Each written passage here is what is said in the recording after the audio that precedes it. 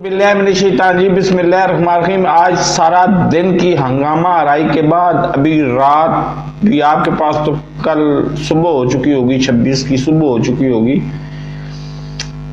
अलग सुबह, लेकिन एक कंक्रीट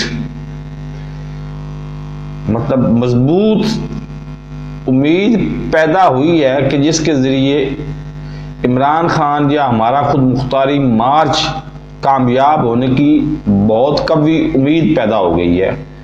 वो क्या है कि दुआ में मुज़ाकरात हुए हैं IMF के, और IMF ने साफ अल्फाज में कह दिया है कि पेट्रोल पर और डीजल पर सब्सिडी ख़त्म की जाए।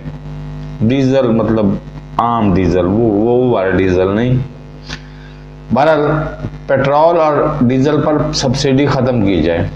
अब ये सब्सिडी ख़त्म नहीं करते तो फिर IMF से इनको किस्त नहीं मिलेगी, और सब्सिडी ख़त्म करते हैं तो कम से कम 50 से 60 रुपए पर लीटर इनको बढ़ाना पड़ेगा।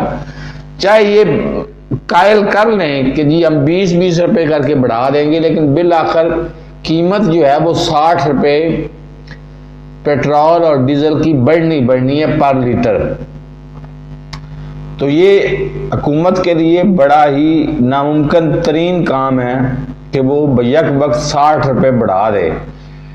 तो ये एक पॉजिटिव चीज़ है जिसकी वजह से हुकूमत अब ख्याल किया जा रहा है कि ये जा सकती है इंतखाबात की तरफ। तो मेरे चैनल को सब्सक्राइब नहीं किया तो सब्सक्राइब कर लें, साथ लगे बेल आइकन को दबा के नोटिफिकेशन को ऑन कर दें, और मेरी हर वीडियो को लोगों में शेयर करें। अल्लाह हाफिज़।